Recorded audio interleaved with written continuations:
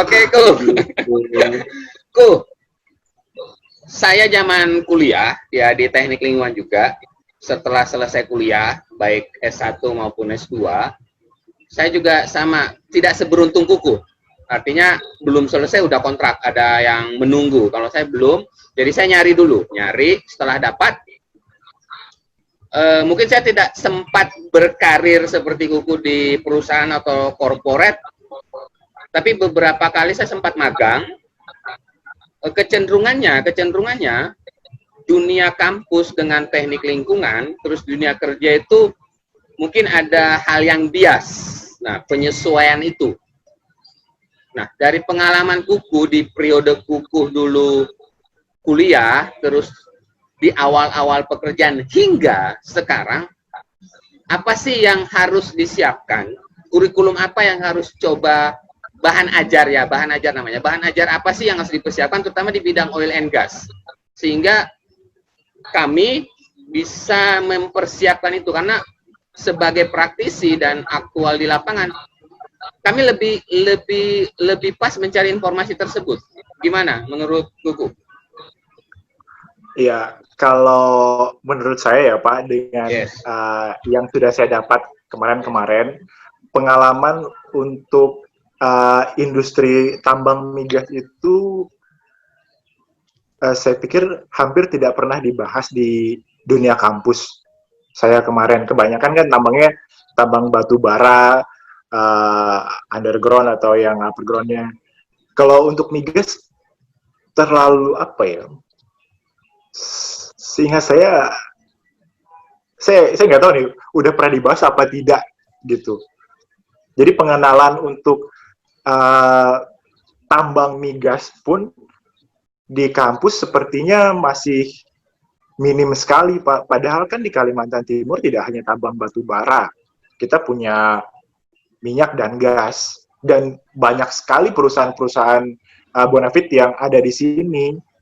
Mungkin itu yang bisa dijadikan koreksi untuk lebih memberikan wawasan kepada mahasiswa tentang dunia oil and gas, khususnya di bagian environnya ya, walaupun bukan dari produksi proses produksi migasnya seperti itu. Dan mungkin bisa apa ya Pak, semacam dibuat kerjasama mungkin, atau memberikan arahan kepada mahasiswa, coba dong ke magang atau praktek di perusahaan migas seperti itu. Oke. Mungkin bisa dibukakan apa ya, dibukakan pintu ke arah situ Pak, atau dibimbing. Oke, Ku. Mungkin ya. Ya, ya, Ku. Misal saat ini kan sudah ada mata kuliah migas, tapi dia masih Udah ada ya. dalam mata kuliah pilihan. Nah, seperti biasa. Nggak tahu ya nanti Kuku kalau memang saya salah, tolong dikoreksi. Seperti biasa, lingkungan itu kan basic. Teknik lingkungan itu basic. Kerjanya pasti air, tanah, udara, dan sosial masyarakat. Ya kan? Ya. Nah, tinggal ini kegiatannya apa? Sekarang misal kegiatannya tambang batu bara, berarti kita harus tahu dulu nih dari pembersihan lahan, pembukaan OB, penambangan, reklamasi segala macam. Nah, ini kan namanya tahapan kegiatan. Nah, setiap tahapan kegiatan ini kan landasannya pasti berpengaruh ke lingkungan dari air, udara, tanah. Sehingga inilah yang ranah-ranah dasar inilah yang teman-teman lingkungan kelola. Nah, kalau oil and gas kan kita ada EP ya, eksplorasi dan produksi.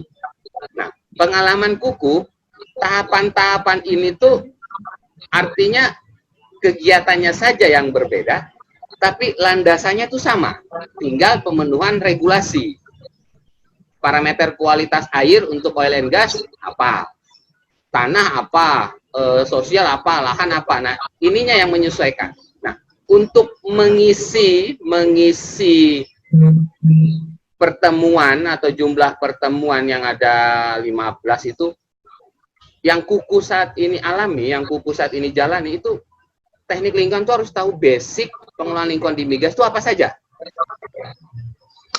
Pertama ya regulasi tadi Pak, regulasi terkait izin lingkungan ketika kita akan melakukan kegiatan pemboran, misalnya seperti itu ya Pak. Itu regulasi yang pertama terkait izin lingkungan. Udah sesuaikah?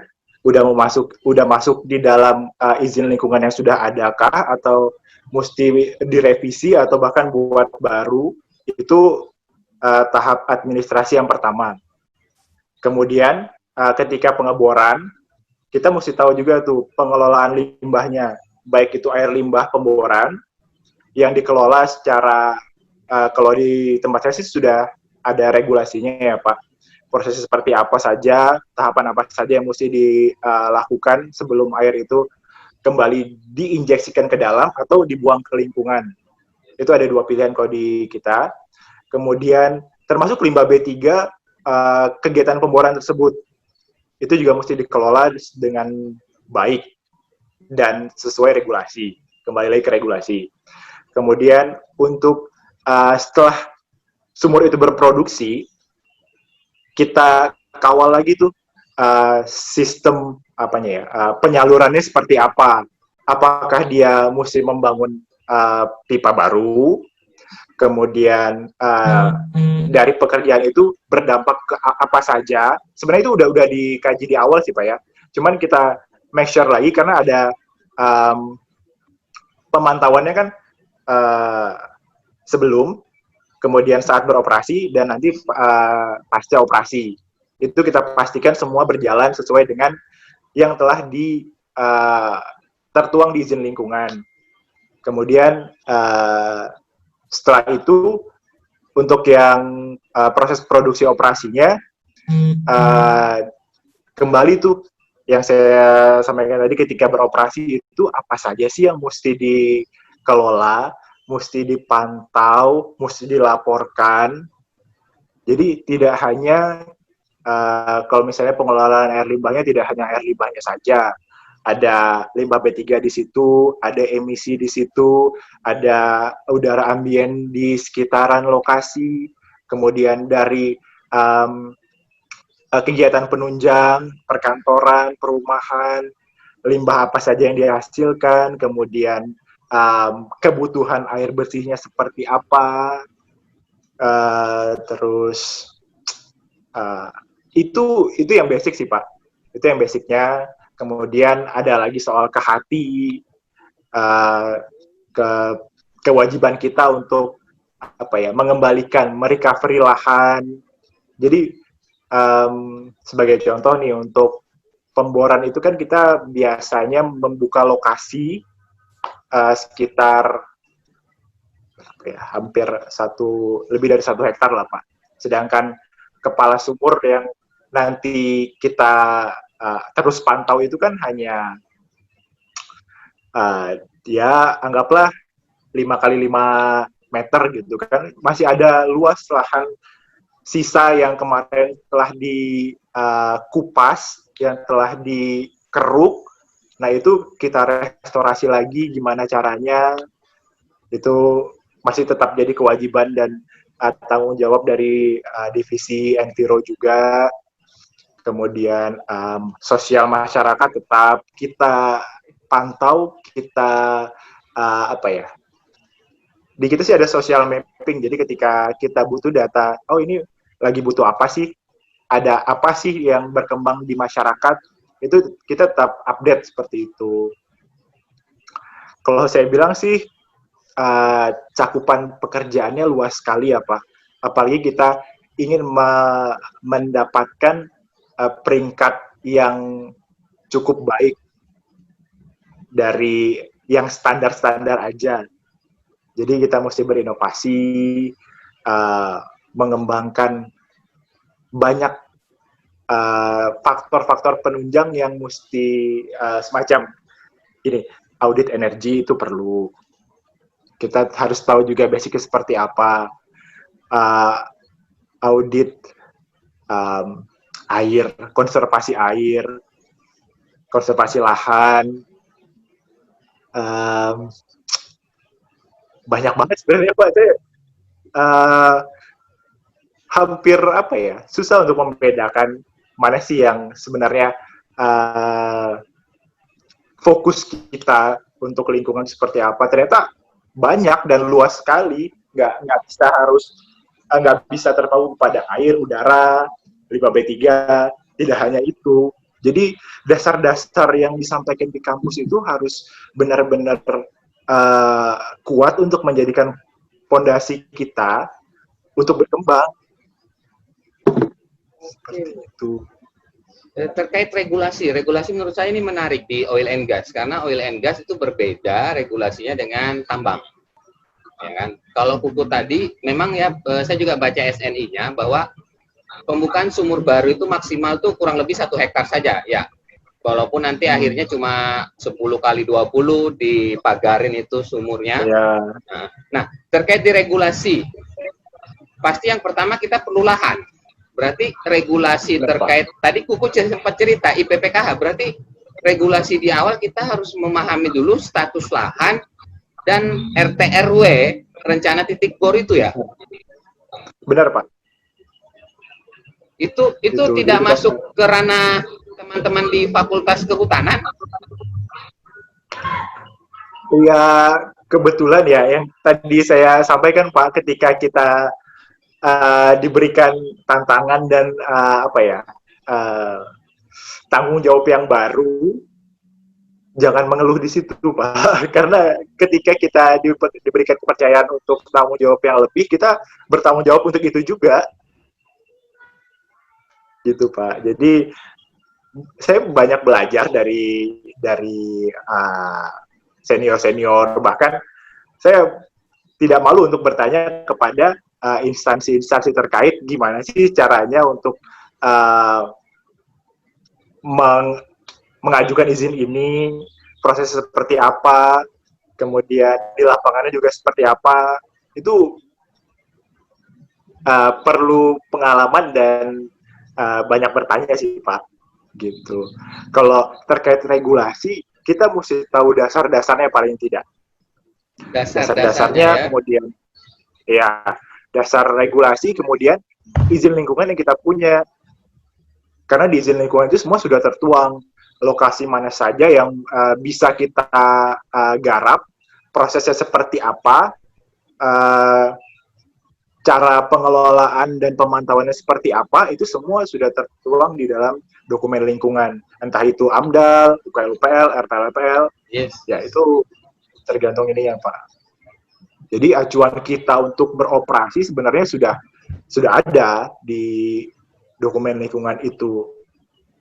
Dokumen lingkungan hidup itu menjadi kitab sucinya teknik lingkungan? Benar. Jadi kitab sucinya bagian enviro di perusahaan Pak, sorry. Iya. Kitab suci teknik lingkungan kayaknya kurang, soalnya ada yang lain kan Pak. Oh benar, sorry.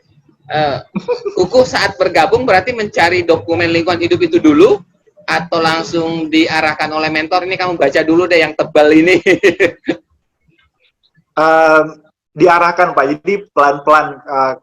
Supervisor saya yang dulu itu ya salah satu orang yang hebat juga lah, saya pikir ya, bisa mengembangkan potensi yang saya miliki dengan arahan-arahan, instruksi-instruksi yang dia memberikannya secara bertahap Pak. Jadi awalnya pengenalan terhadap air drainase dulu, direkap, dilaporkan itu gimana sih caranya untuk pelaporannya. Kemudian pelan-pelan dia menyampaikan, ini loh regulasinya seperti ini, kenapa kita wajib melaporkannya, apa saja kewajiban kita, terus dikasih lihat di dokumen lingkungannya. Nah, dari situ dia mengarahkan kepada saya, gimana caranya saya tertarik untuk mempelajari dokumen lingkungan yang setebal-tebalnya itu. Oh, artinya dan dibandingkan dengan regulasi yang ada. Iya, dan regulasi yang terupdate, karena dokumen lingkungan hidup itu kan dibuat 10-20 tahun yang lalu. Benar Pak. Jadi makanya nanti ada revisi atau bahkan buat baru untuk dokumen lingkungan, dan itu ya continue, saya pikir. Apalagi kalau misalnya dengan lapangan yang terus berkembang. Yes. Ketika kita udah punya lapangan di wilayah A, kemudian ada potensi kita lihat di wilayah B. Nah, itu gimana caranya kita bisa beroperasi, tapi tetap tidak melanggar hukum, istilahnya seperti itu, Pak. Jadi kita tetap berkoordinasi ini apakah mesti dibuat baru atau bisa direvisi saja untuk luasan wilayahnya atau seperti apa, itu tetap ada arahan dari instansi terkait sih. Kuku kan owner ya. Ya. Sedangkan kalau pembukaan lapangan baru kan kontraktor. Benar. Berarti mengawasi kontraktor. Pengawasan, iya. Saat di Jakarta 6 tahun, mengawasi dari Sumatera hingga Papua, ada kendala di regulasi tentang perda. KLHK udah punya aturan tentang limbah cairnya. Di wilayah tempat lapangan tersebut ada perda lagi tentang kualitas air. Ada pengalaman tentang itu? Jadi, mungkin diluruskan dulu ya, Pak ya. Yes. Saya waktu di Jakarta itu tidak langsung mengelola yang dari Sumatera sampai Papua. Jadi ketika 2 tahun di sana saya diberikan kepercayaan untuk membantu lapangan di Sumatera. Kemudian pindah ke Papua setelah 2 tahun dari Sumatera, di Papua sekitar 6 bulanan, kemudian balik ke Kalimantan, bagian utara. Nah, kalau terkait regulasi, dari masing-masing daerah itu memang ada sedikit perbedaan, Pak. Jadi baku mutu, misalnya baku mutu air limbah drainase di Sumatera itu bisa lebih longgar daripada baku mutu yang ditetapkan oleh kementerian. Nah itu, sedangkan kita melakukan diaudit berdasarkan peraturan pemerintah pusat yang lebih ketat. Nah itu yang sempat menjadi kendala di kita ketika solusinya kalau gitu studi kasus itu solusinya gimana tuh akhirnya kita pertemukan sih Pak, antara daerah dan Pemda dan kementerian. Benar. Jadi memang diakui dari Pemdanya, regulasi yang mereka pakai itu regulasi yang lama. Kemudian mereka berpendapat bahwa lingkungan mereka masih bisa menampung kadar pencemar yang telah tertera di dalam peraturan tersebut. Seperti itu. Jadi walaupun sebenarnya ya pengelolaan kita juga di bawah baku mutu yang dipersyaratkan sih Pak, cuman karena ada perbedaan tadi ya cukup jadi sedikit masalah ketika dilakukan audit lingkungan seperti itu. Akhirnya tetap ke KLHK kan regulasinya akhirnya. Benar Pak. Jadi walaupun mereka tetap tidak merubah standar baku mutunya mereka, tapi kita tetap pakai acuan yang lebih ketat jadinya Pak. Jadi setiap peraturan dengan ada peraturan yang berbeda, kita selalu memakai yang lebih ketat ininya baku mutunya. Mana yang lebih rendah itu yang kita pakai. Karena linearnya kan juga untuk Propernas atau audit nasional kan pasti dia akan mengacu ke regulasi yang dia buat. Iya benar Pak. Oke. Kalau tadi saya lihat untuk oil and gas memang dari lahan hingga pengeboran, limbah, produksi, ke hati sampai ke sosial masyarakat ya. Banyak kan Pak? Enggak cukup itu 16 pertemuan 1 semester. 2 SKS lagi kebanyakan. Saya ini langsung membayangkannya, waduh ini 1 jam di kelas kalau kuliah aja bisa panas ini, kalau kuliah 1 jam kuota habis ini banyak materi ini. Tapi memang aktualnya ini yang sekarang Kuku jalani di bidang lingkungan, itu tadi yang Kuku sampaikan itu ya. Iya benar Pak. Sebenarnya ada lagi, saya lupa menyampaikan kalau misalnya mesti yang tadi ngedesain IPAL domestik itu juga termasuk Iya, pekerjaan yang, tapi itu di luar dari ini ya Pak ya, di luar yes, dari yang migas karena memang sudah ada uh, mata kuliahnya kan terkait yes, IPAL itu. iya, Kemudian penghitungan cadangan karbon, penyerapan oke, karbon betul. dari itu luas banget sih Pak. Berarti sebaiknya gini ya, kita di mata kuliah oil and gas kita kasih landasannya dulu itu ya, landasannya itu tadi terkait regulasi dan pengelolaan limbah, dampak dari tahapan kegiatan. Mungkin itu ya paling penting dasarnya di Ya, situ ya. di situ dulu kayaknya Pak. Biar jadi apa ya, basic untuk fondasi mereka berkembang di sini. Gitu. Nanti dari regulasi itu kan timbul kebijakan-kebijakan, kemudian syarat-syarat dari uh, diskusi lingkungan antara uh, pemerintah dan kita sebagai uh, pengelola, bukan pengelola sih, pengeksplor wilayah. Yes.